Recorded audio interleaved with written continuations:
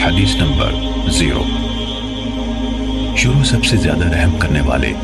ہمیشہ مہربانی کرنے والے اللہ کے نام سے۔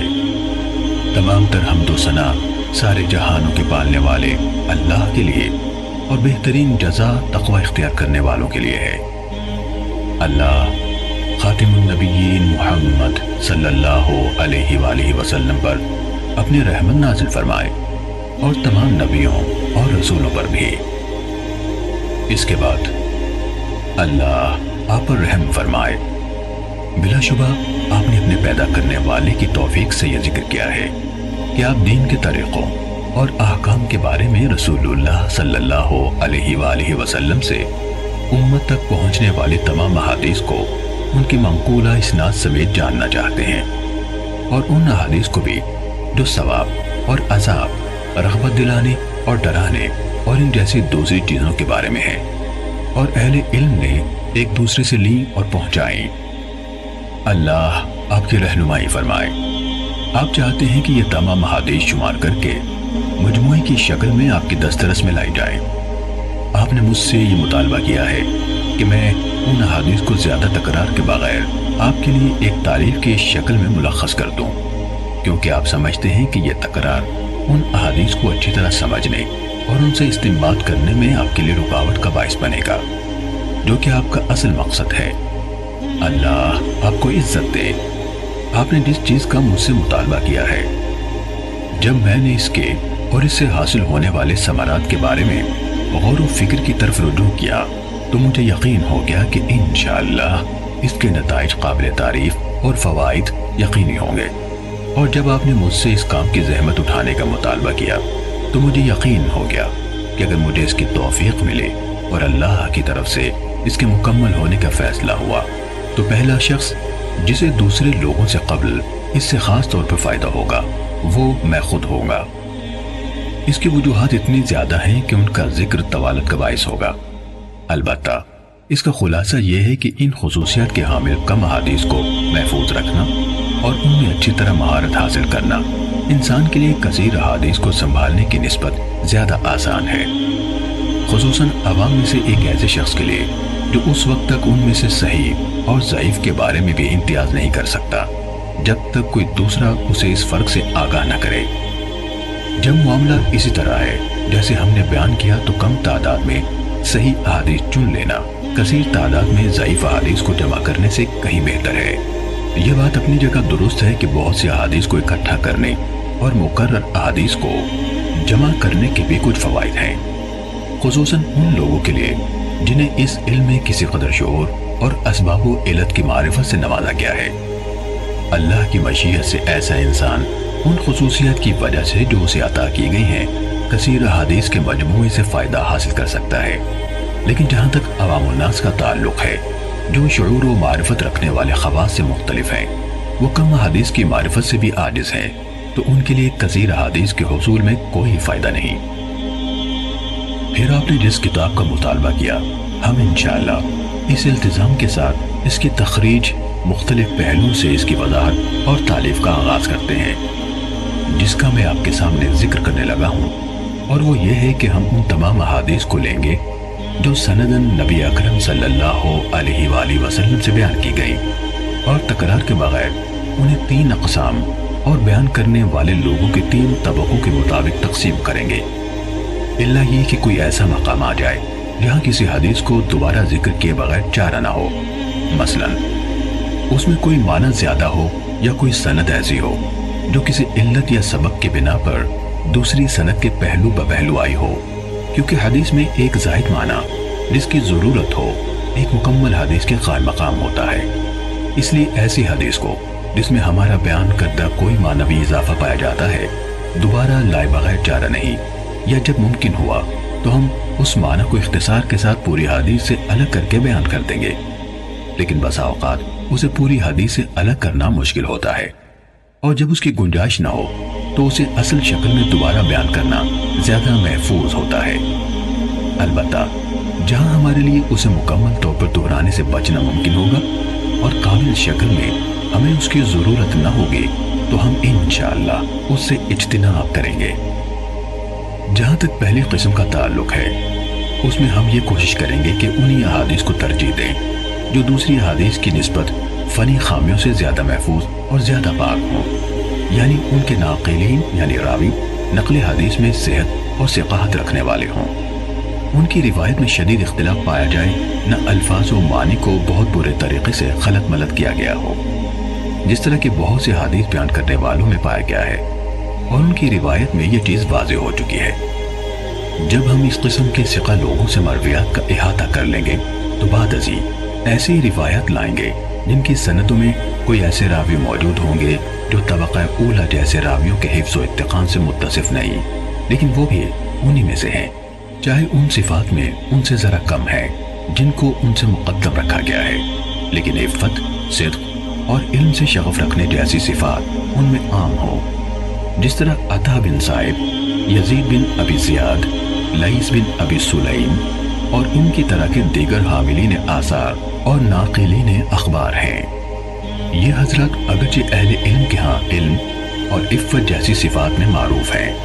لیکن ان کے ہم عصر لوگوں میں سے بعض دیگر حضرات ایسے ہیں جو اتقان اور روایت کی صحت کے معاملے میں اپنے مقام اور مرتبے کے اعتبار سے ان سے افضل ہیں۔ اس کی وجہ یہ ہے کہ اہل علم کے ہاں یہ حفظ و اتقان ایک بہت اونچا مرتبہ اور ایک اعلیٰ ترین صفت ہے۔ آپ دیکھتے نہیں کہ ان تینوں حضرات یعنی عطا، یزید اور لیث جن کا ہم نے ابھی نام لیا، ان کا موازنہ حدیث کے حفظ و اتقان میں منصور بن معتمر، سلیمان اعمش اور اسماعیل بن ابی خالد سے کریں تو انہیں آپ ان حضرات سے خاصے فاصلے پر پائیں گے، یہ ان کے قریب بھی نہیں آ پاتے۔ ماہرین علم حدیث کو اس بارے میں کوئی شک نہیں کہ منصور، اعمش اور اسماعیل کے ہاں حفظ کی صحت اور حدیث بیان کرنے میں مہارت کی جو صفات فراہم اہل علم کو نظر آتی ہیں، ان کے نزدیک وہ عطا، یزید اور لیث کے ہاں اس طرح معروف نہیں۔ اگر آپ دیگر ہمسروں کے درمیان موازنہ کریں تو بھی یہی ماجرا سامنے آتا ہے۔ مثلا آپ ابن عون اور ایوب سختیانی کا موازنہ عوف بن ابی جمیلہ اور اشعث عمرانی سے کریں، یہ دونوں بھی اسی طرح حسن البصری اور ابن سیرین کے شاگرد ہیں جس طرح ابن عون اور ایوب ان کے شاگرد ہیں، لیکن ان دونوں اور ان دونوں کے درمیان کمال فضل اور صحت نقل کے اعتبار سے بہت بڑا فاصلہ پایا جاتا ہے۔ عوف اور اشعث بھی اگرچہ اہل علم کے ہاں صدق و امانت سے ہٹے ہوئے نہیں مانے جاتے، لیکن جہاں تک مرتبے کا تعلق ہے تو اہل علم کے ہاں حقیقت وہی ہے جو ہم نے بیان کی۔ ہم نے نام ذکر کر کے مثال اس لیے دی ہے تاکہ اس شخص کے لیے جو اہل علم کے ہاں حاملین حدیث کے درجے کے طریقے سے ناواقف ہے، یہ مثال ایسا واضح نشان ثابت ہو جس کے ذریعے سے وہ مکمل واقفیت حاصل کر لے اور اونچا درجہ رکھنے والے کو اس کے مرتبے سے گھٹائے اور نہ کم درجے والے کو اس کے مرتبے سے بڑھائے، ہر ایک کو اس کا حق دے اور اس کے مرتبے پر رکھے۔ حضرت عائشہ صدیقہ رضی اللہ تعالیٰ عنہ سے روایت بیان کی گئی، انہوں نے کہا ہمیں رسول اللہ صلی اللہ علیہ وآلہ وسلم نے حکم دیا تھا کہ ہم لوگوں کو ان کے مرتبوں پر رکھیں۔ اس کے ساتھ ہی اللہ کا حکم جو قرآن نے بیان فرمایا، ہر علم والے سے اوپر ایک علم رکھنے والا ہے۔ ہم احادیث رسول صلی اللہ علیہ وآلہ وسلم کو اپنی ذکر کردہ صورتوں کے مطابق تعلیف کریں گے جو احادیث ان لوگوں سے مروی ہیں جو تمام ماہرین علم حدیث یا ان میں سے اکثر کے نزدیک متہم ہیں۔ ہم ان کی روایت سے کوئی سروکار نہ رکھیں گے، جیسے عبداللہ بن مسور، ابو جعفر مدائنی، عمر بن خالد، عبد القدوس شامی، محمد بن سعید مسلوب، غیاث بن ابراہیم، سلیمان بن عمرو نخعی اور ان جیسے دیگر لوگوں کی مرویات سے بھی جن پر وضع احادیث اور روایات سازی کے الزامات ہیں۔ اسی طرح وہ لوگ جن کی مرویات کی غالب تعداد منکر اور غلط احادیث پر مشتمل ہے، ہم ان کی احادیث سے بھی احتراز کریں گے۔ کسی حدیث بیان کرنے والے کی منکر روایت کی نشانی یہ ہے کہ جب اس کی روایت کردہ حدیث کا دوسرے اصحاب حفظ اور مقبول محدثین کی روایت سے موازنہ کیا جائے تو وہ ان کی روایت کے مخالف ہو یا ان کے ساتھ موافق نہ ہو پائے۔ جب کسی کی اکثر مرویات اس طرح کی ہوں تو وہ متروک الحدیث ہوتا ہے، اس کی روایت غیر مقبول ہوتی ہیں، یعنی اجتہاد و استنباط کے لیے استعمال نہیں ہوتی۔ اس قسم کے راویان حدیث میں عبداللہ بن محرر، یحییٰ بن ابی انیسہ، جراح بن منہال ابو عطوف، عباد بن کثیر، حسین بن عبداللہ بن زبیرہ، عمر بن صہبان اور اس طرح کے دیگر منکر روایت بیان کرنے والے لوگ شامل ہیں۔ ہم ان کی روایت کا رخ نہیں کرتے، نہ ان روایات سے کوئی سروکار ہی رکھتے ہیں، کیونکہ حدیث میں متفرد راوی کی روایت قبول کرنے کے متعلق اہل علم کا معروف مذہب اور ان کا فیصلہ یہ ہے کہ اگر وہ راوی عام طور پر اہل علم و حفظ ثقات کی موافقت کرتا ہے اور اس نے گہرائی میں جا کر ان کی موافقت کی ہے، تو ایسی صورت میں اگر وہ متفرد کوئی ایسا اضافہ بیان کرتا ہے جو اس کے دوسرے ہم مکتبوں کے ہاں نہیں ہے، تو اس کا یہ اضافہ محدثین کے ہاں قبول کیا جائے گا۔ لیکن جس حدیث بیان کرنے والے کو آپ دیکھیں کہ وہ امام زہری جیسے جلیل القدر محدث سے روایت بیان کرتا ہے، جن کے کثیر تعداد میں ایسے شاگرد ہیں جو حفاظ حدیث ہیں، ان کی اور دوسرے محدثین کی روایت کے ماہر ہیں، یا وہ ہشام بن عروہ جیسے امام التابعین سے روایت کرتا ہے، ان دونوں کی احادیث تو اہل علم کے ہاں خوب پھیلی ہوئی ہیں۔ وہ سب ان کی روایت میں ایک دوسرے کے ساتھ اشتراک رکھتے ہیں، اور ان دونوں کی اکثر احادیث میں ان کے شاگرد ایک دوسرے سے متفق ہیں، اور یہ شخص ان دونوں یا ان میں سے کسی ایک سے متعدد ایسی حدیث روایت کرے جن میں ان کے شاگردوں میں سے اس کے ساتھ کوئی اور شریک نہیں، تو اس جیسے لوگوں سے اس قسم کی کوئی حدیث قبول کرنا جائز نہیں۔ اللہ ہی زیادہ جاننے والا ہے۔ ہم نے حدیث اور اصحاب حدیث یعنی محدثین کے طریقہ کار کا کچھ حصہ ہر اس شخص کی توجہ کے لیے جو ان کے راستے پر چلنا چاہتا ہے اور جسے اس کی توفیق نصیب ہوتی ہے تفصیل سے بیان کر دیا ہے۔ انشاءاللہ ہم اس طریقہ کار کی مزید شرح اور وضاحت کتاب کے ان مقامات پر کریں گے جہاں معلول حدیث یعنی جن میں کوئی خفیہ علت پائی جاتی ہے کا ذکر ہوگا، یعنی جب ہم وہاں پہنچیں گے